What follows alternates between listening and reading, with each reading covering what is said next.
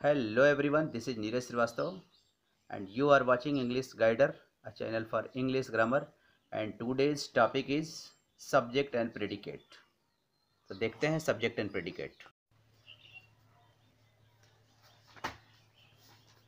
Predicate. The part of sentence which tells something about the subject is called predicate. यानी किसी वाक्य का वह हिस्सा जो सब्जेक्ट के बारे में कुछ कहता है, कोई स्टेटमेंट देता है, कोई इन्फॉर्मेशन देता है, उस पोर्शन को, उस पार्ट को, उस वाक्य का प्रेडिकेट कहते हैं।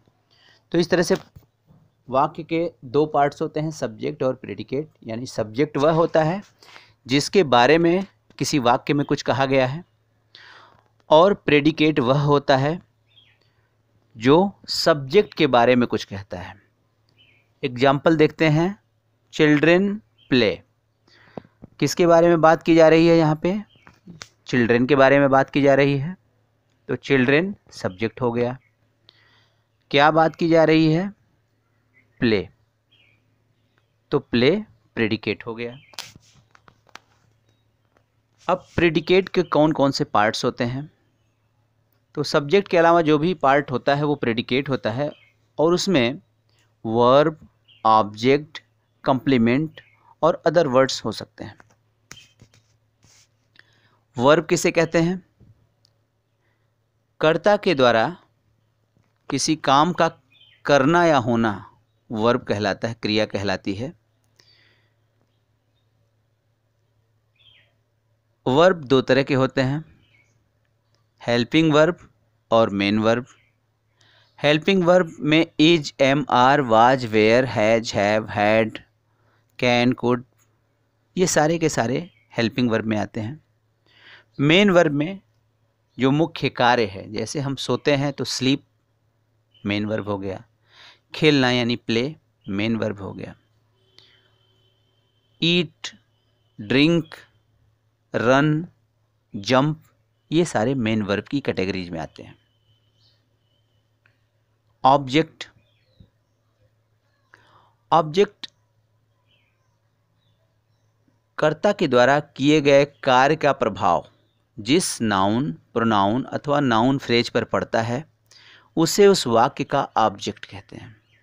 जैसे she gave me a pen, subject she हो गया, क्रिया क्या कर रही है? गेव यानी देने का काम कर रही है, मी यानी मुझे, अ पेन, तो उसके किए गए कार्य का प्रभाव पेन के ऊपर पड़ता है और मेरे ऊपर पड़ता है, मी।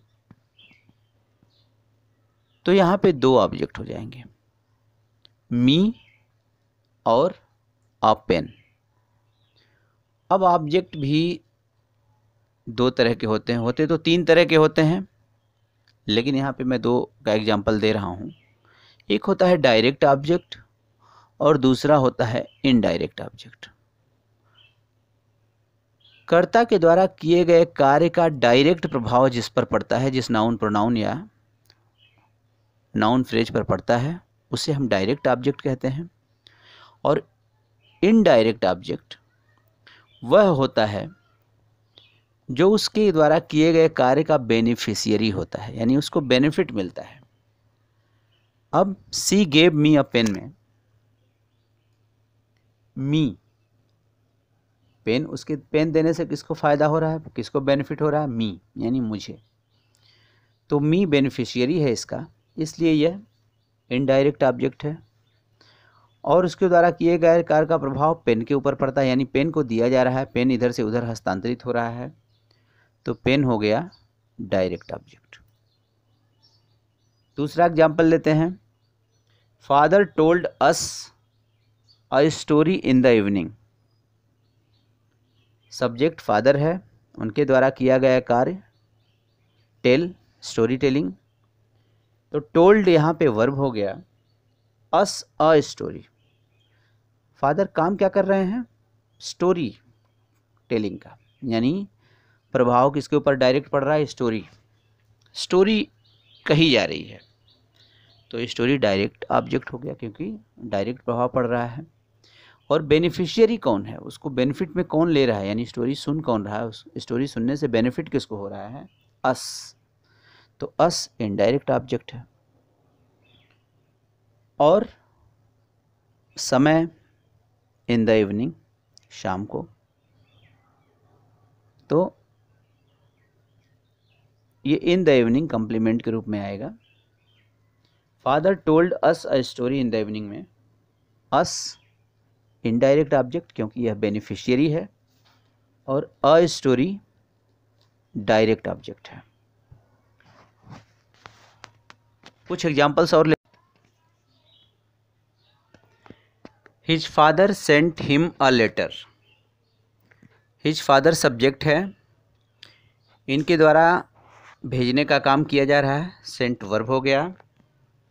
क्या भेजा रहा है? डायरेक्टली कुछ भेजा जा रहा है, यानी अ लेटर के ऊपर डायरेक्ट इफेक्ट पड़ रहा है, इसलिए अ लेटर डायरेक्ट ऑब्जेक्ट हो गया। और उसको पा कौन रहा है, यानी बेनिफिशियरी कौन है? हिम, तो हिम इनडायरेक्ट ऑब्जेक्ट हो गया। एक एग्जांपल और देखते हैं। His father sent a letter to him. इसमें हुआ क्या है इस वाक्य में कि डायरेक्ट और इनडायरेक्ट ऑब्जेक्ट की पोजीशन चेंज हो गई है, यानी अ लेटर जो डायरेक्ट ऑब्जेक्ट है उसको पहले कर दिया गया है, और जो बेनिफिशियरी हिम है उसको बाद में कर दिया गया है। तो जब डायरेक्ट और इनडायरेक्ट ऑब्जेक्ट की पोजीशन बदलते हैं, यानी इनडायरेक्ट ऑब्जेक्ट को हम बाद में करते हैं, तो उसके साथ हम टू का प्रयोग कर देते हैं। सिर्फ हिम का प्रयोग नहीं होगा, टू हिम का प्रयोग होगा। His father sent him a letter को जब हम पोजीशन चेंज करेंगे डायरेक्ट इनडायरेक्ट का, तो हो जाएगा his father sent a letter to him. Teacher teaches English to us. यहाँ पे भी इनडायरेक्ट ऑब्जेक्ट बाद में आया है, इसलिए अस के पहले टू लगा दिया गया है। अब ऑब्जेक्ट के रूप में हम नाउन, प्रोनाउन, नाउन फ्रेज का प्रयोग करते थे। जीरंड और इन्फिनेटिव का भी ऑब्जेक्ट के रूप में कैसे प्रयोग होता है उसको एग्जाम्पल के माध्यम से मैं दिखा रहा हूं। He loves reading novels. इसके पहले मैंने सब्जेक्ट वाले पार्ट में जीरंड और इन्फिनेटिव को सब्जेक्ट के रूप में उसका प्रयोग दिखाया था, लेकिन यहाँ पे ऑब्जेक्ट के रूप में जीरंड और इन्फिनेटिव का कैसे प्रयोग होता है वो देखते हैं। He loves reading novels. Reading novels यानी एक क्रिया है लव्स, और उसके ऑब्जेक्ट के रूप में रीडिंग नॉवेल्स का प्रयोग हुआ है, उस नॉवेल्स पढ़ना। This boy likes playing cricket. Likes एक वर्ब है, और उसके ऑब्जेक्ट के रूप में प्लेइंग क्रिकेट। जीरंड क्यों है ये? क्योंकि वर्ब के फर्स्ट फॉर्म में आईएनजी का प्रयोग हुआ है, और ऑब्जेक्ट यानी नाउन के रूप में काम कर रहा है, इसलिए यह जीरंड है। तीसरा एग्जाम्पल देखते हैं। आई हेट स्मोकिंग। सब्जेक्ट में जब इसका प्रयोग करते थे तो हम कहते थे smoking is injurious to health, यानी स्मोकिंग सब्जेक्ट के रूप में प्रयोग होता था। लेकिन यहाँ पे आई हेट स्मोकिंग, हेट इसका वर्ब है और उसके ऑब्जेक्ट के रूप में स्मोकिंग का प्रयोग हुआ है। तो जीरंड ऑब्जेक्ट हो सकता है, जीरंड सब्जेक्ट हो सकता है। जिस तरह से जीरंड सब्जेक्ट और ऑब्जेक्ट हो सकता है, उसी प्रकार इन्फिनेटिव भी सब्जेक्ट और ऑब्जेक्ट हो सकता है। जैसे he likes to play cricket, यानी वर्ब के फर्स्ट फॉर्म के पहले टू लगा दिया गया है, और लाइक्स जो वर्ब है उसके ऑब्जेक्ट के रूप में लाइक्स टू प्ले क्रिकेट का प्रयोग किया गया है। तो यहाँ पे टू प्ले इन्फिनेटिव है जो लाइक्स वर्ब के ऑब्जेक्ट के रूप में प्रयुक्त हुआ है। दूसरा एग्जाम्पल है गर्ल्स लव टू सिंग। तो लव वर्ब है और इसके ऑब्जेक्ट के रूप में किसका प्रयोग हुआ है? To sing. तो ये इन्फिनेटिव ऑब्जेक्ट कहा जाएगा। अब सब्जेक्ट के साथ वर्ब ऑब्जेक्ट के अलावा कंप्लीमेंट भी आ सकता है। कंप्लीमेंट वो होते हैं जो किसी वाक्य को पूरा करते हैं, यानी पूरक जो होते हैं उन्हें कंप्लीमेंट्स कहा जाता है। एग्जाम्पल के तौर पे अगर हम लिखते हैं कि दे चोज रवि, दे चोज रवि, इसमें दे सब्जेक्ट है, चोज वर्ब है और रवि ऑब्जेक्ट है। अब यहाँ तक ध्यान दीजिए, दे चोज रवि के बाद कुछ डिमांडिंग है या नहीं है? वाक्य पूरा नहीं लग रहा है।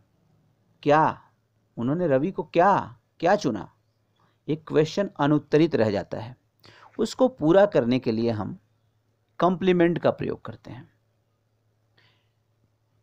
कंप्लीमेंट नाउन या नाउन फ्रेज हो सकता है, एडजेक्टिव या एडजेक्टिव फ्रेज हो सकता है, या एडवर्ब अथवा एडवर्ब फ्रेज हो सकता है। इसको हम एग्जाम्पल में विस्तार से देखेंगे। इसमें समझते हैं इस वाले सेंटेंस में, they chose Ravi their leader. They subject, chose verb, object Ravi है और उसके कंप्लीमेंट के रूप में पूरक जो है उसका देयर लीडर। लीडर क्या है? नाउन। देयर लीडर लगा हुआ है तो ये नाउन फ्रेज हो गया। दूसरा एग्जांपल लेते हैं, दे अपॉइंटेड हिम चेयरमैन। दे सब्जेक्ट, अपॉइंटेड वर्ब हो गया, हिम ऑब्जेक्ट और चेयरमैन, चेयरमैन एक शब्द से बना है, नाउन है, इसलिए कंप्लीमेंट के रूप में नाउन का प्रयोग हुआ है। ही इज और डॉक्टर में ही सब्जेक्ट हो गया, इज वर्ब है और उसके कंप्लीमेंट के रूप में और डॉक्टर का प्रयोग हुआ है। डॉक्टर नाउन है तो नाउन कंप्लीमेंट बोला जाएगा इसे। You are a nurse noun है इसलिए इसको नाउन कंप्लीमेंट बोला जाएगा।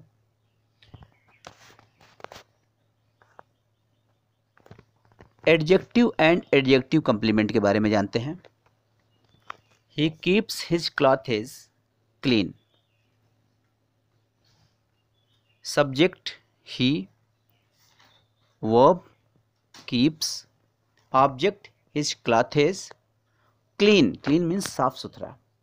एडजेक्टिव पहले जानते हैं क्या होता है। एडजेक्टिव किसी चीज़ की विशेषता बताते हैं। विशेषण जो होते हैं उन्हें एडजेक्टिव कहा जाता है। और क्लीन क्या है? ये विशेषण है, साफ कपड़े, स्वच्छ कपड़े। तो क्लीन विशेषण है, एडजेक्टिव है ये। और हिज क्लॉथेज के साथ एडजेक्टिव कंप्लीमेंट के रूप में जुड़ा हुआ है। दे फाउंड हिम, अगर इतना वाक्य छोड़ दिया जाए लिख के तो कैसा पाया उन्होंने? दे फाउंड हिम क्वेश्चन, ये जो सेंटेंस है ये पूरा नहीं है। इसको पूरा करने के लिए कुछ ना कुछ पूरक लगाने होंगे। पूरक लग गया यहाँ पे very honest. They found him very honest. Very honest क्या हो गया? एडजेक्टिव फ्रेज हो गया। Your letter made us worried, participle का भी प्रयोग होता है, past participle. You made us worried, your letter made us worried. Your letter subject हो गया, made verb, us object, worried past participle के रूप में यूज हुआ है यहाँ पे। यू आर इंटेलिजेंट, इंटेलिजेंट एक गुण है तो ये एडजेक्टिव के रूप में प्रयुक्त हुआ है। सी इज ब्यूटीफुल, ये भी एडजेक्टिव है। कंप्लीमेंट्स के रूप में एडवर्ब और एडवर्ब फ्रेज को भी यूज किया जाता है। एग्जाम्पल के तौर पे देखते हैं, he is there. There adverb है। अगर हम वाक्य को छोड़ देते ही इज़ तो वाक्य अपूर्ण रहता। इसको पूरा करने के लिए एडवर्ब देयर का प्रयोग हुआ है, इसलिए देयर एडवर्ब कंप्लीमेंट है। You are in the garden, in the garden complement है, एडवर्बियल फ्रेज है। The cat was on the table, ये भी कंप्लीमेंट है ऑन द टेबल, और ये भी एडवर्बियल फ्रेज है। इस तरह से प्रेडिकेट में वर्ब, ऑब्जेक्ट, कंप्लीमेंट्स इनका प्रयोग होता है। वर्ब्स हेल्पिंग वर्ब और मेन वर्ब्स हो सकते हैं। ऑब्जेक्ट डायरेक्ट और इनडायरेक्ट ऑब्जेक्ट हो सकते हैं। ऑब्जेक्ट विथ प्रीपोजिशन का भी यूज होता है। कंप्लीमेंट के रूप में noun, noun phrase, adjective, adjectival phrase, participle, adverb और एडवर्बियल फ्रेज का यूज हो सकता है। अगर आपको ये वीडियो पसंद आया हो तो इसको ज़्यादा से ज़्यादा लाइक करें, शेयर करें और सब्सक्राइब करें। Thank you.